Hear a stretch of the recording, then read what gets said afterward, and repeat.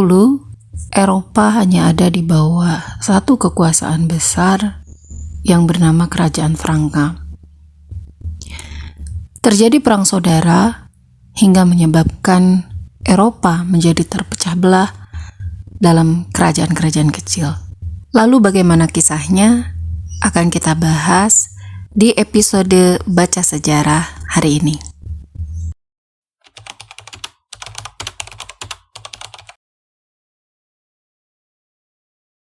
Assalamualaikum warahmatullahi wabarakatuh, teman pecinta sejarah. Apa kabarnya hari ini?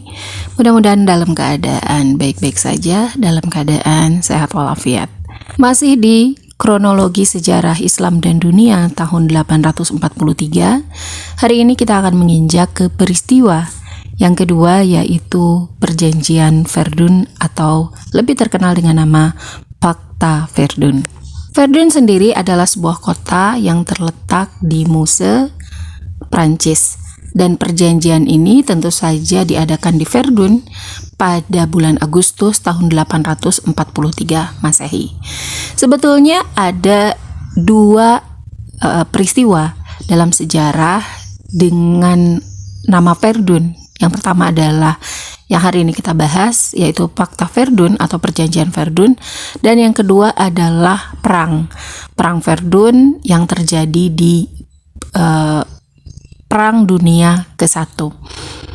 Jadi jangan keliru ya, yang pertama adalah tentang Perjanjian Verdun yang terjadi di 843 Masehi, dan yang kedua adalah Perang Verdun yang terjadi di Perang Dunia 1, dan itu akan dibahas jauh, jadi peristiwanya masih jauh dari yang sedang kita bahas hari ini. Perjanjian Verdun ini membagi Kekaisaran Karoling menjadi 3. Dan Kekaisaran Karoling ini adalah raja-raja dari Wangsa Karoling yang memerintah orang-orang Franka sejak tahun 751, sekaligus sebagai Raja Lombardia dan di Italia sejak 774 Masehi. Lalu tahun 800 itu sekaligus juga dinobatkan sebagai Kaisar Roma. Dan Louis I atau Louis the Pius atau Ludwig yang Soleh yang pernah kita bahas sebelumnya, ketika dia diangkat menjadi Raja Karoling, maka otomatis dia itu memerintah orang-orang Franka. Kemudian dia juga sebagai Raja Lombardia di Italia, juga sekaligus sebagai Kaisar Roma. Hanya saja hal ini hanya bertahan sampai Raja Louis the Pius. Karena seperti yang pernah saya ceritakan ya, setelah Louis the Pius mangkat, terjadi pergolakan di antara para pewarisnya. Louis the Pius itu memberikan kekaisaran atau membagi kekaisaran ke 4 anaknya. Yang pertama Lothair I, Pipin I, kemudian Ludwig si Jerman, dan Karl yang botak. Hanya saja Pipin I itu dia meninggal tahun 838 dan meninggalkan 1 anak, yaitu Pipin II. Nama anaknya juga sama, Pipin, sebelum kematian dari Louis the Pius sendiri. Sehingga pada saat Louis the Pius mangkat, bahkan sebelum dia mangkat, sebelum dia meninggal, dia sudah membagi kerajaannya untuk 3 anaknya yang masih hidup. Yang pertama adalah Lothair I, kemudian Ludwig si Jerman, dan Karl yang botak.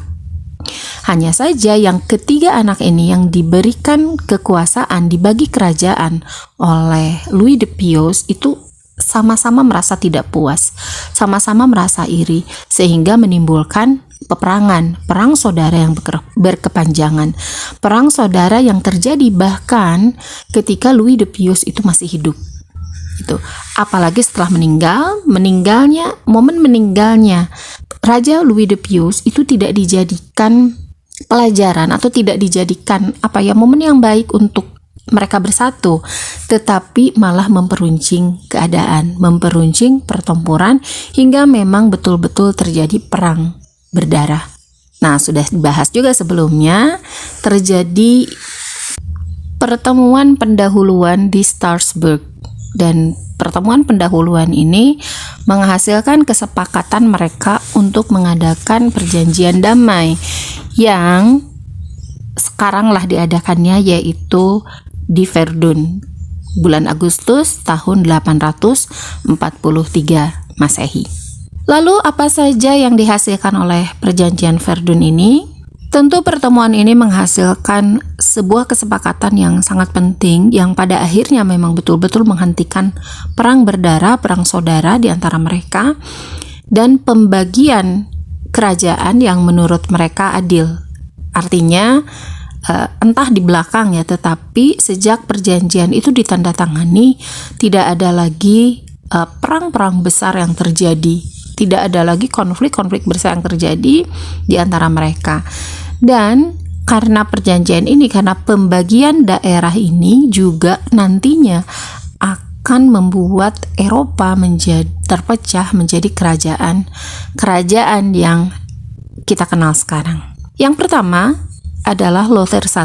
Lothair I ini adalah anak pertama dari Louis de Pius.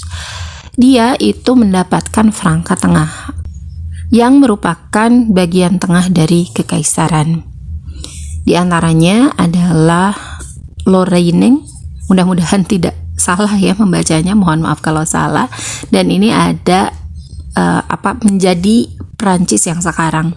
Kemudian dia juga mendapatkan bagian negara-negara dataran rendah, daerah pesisir Eropa yang terdiri dari Belanda, Belgia, dan lain-lainnya.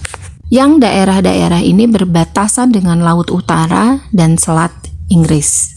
Berikutnya dia juga mendapatkan Alsace, kemudian Ardennes, Lorraine tadi yang disebutkan, kemudian Ardennes ya atau Ardennes yang merupakan bagian juga dari Prancis, region Prancis. Dia juga mendapatkan kerajaan Italia yang sekarang. Kemudian dia mendapatkan juga daerah Aachen di Roma. Kemudian Louis si Jerman atau Ludwig si Jerman, dia mendapatkan Francia Timur. Dan ini menjadi bentuk awal kerajaan Jerman. Makanya Ludwig itu disebut Ludwig si Jerman, karena dia nantinya akan memimpin kerajaan Jerman yang sekarang.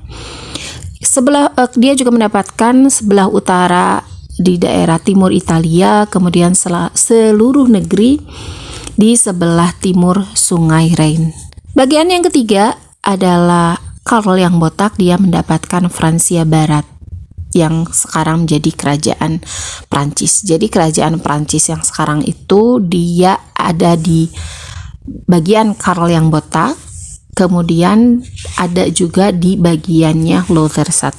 Di Fakta Verdun ini juga tidak dilupakan Pipin II, yaitu ponakan mereka, anak dari Pipin I, anak dari Louis de Pius, anak dari saudara mereka yang sejak dulu memang mendapatkan kerajaan Aquitaine dari Louis de Pius, dan diberikanlah kerajaan Aquitaine itu dilanjutkan oleh keponakan mereka yaitu Pipin II. Dan itulah hasil dari Fakta Verdun yang meninggalkan warisan terbaginya wilayah Karoling menjadi 3 kerajaan yang sebetulnya masih besar ya, belum terpecah-pecah sekecil sekarang atau sebanyak sekarang negara-negaranya. Tetapi ini adalah awal mula perpecahan dari Karoling ini, yang tentu saja ini akan mempengaruhi warisan atau konflik di Eropa Barat hingga abad ke-20. Bagaimana nanti perpecahannya, bagaimana nanti menjadi negara-negara sekarang, tentu saja tidak langsung terjadi dalam 1 tahun ya. Ini terus terjadi hingga ke abad 20. Jadi menjadi kisah yang sangat panjang, dan mudah-mudahan Allah memberikan waktu kepada kita, memberikan kesempatan kepada kita untuk membahas hal ini hingga selesai. Demikian kisah kedua atau peristiwa kedua yang terjadi di tahun 843 Masehi. Insya Allah kita akan bertemu selanjutnya di tahun 845 Masehi. Karena tahun 844 Masehi itu sama sekali tidak ada sejarah yang mencatat tentang peristiwa-peristiwa penting baik di negara Islam maupun di luar negara Islam. Terima kasih karena sudah menyimak kisah hari ini, sejarah hari ini. Bertemu lagi di video mendatang. Wassalamualaikum warahmatullahi wabarakatuh.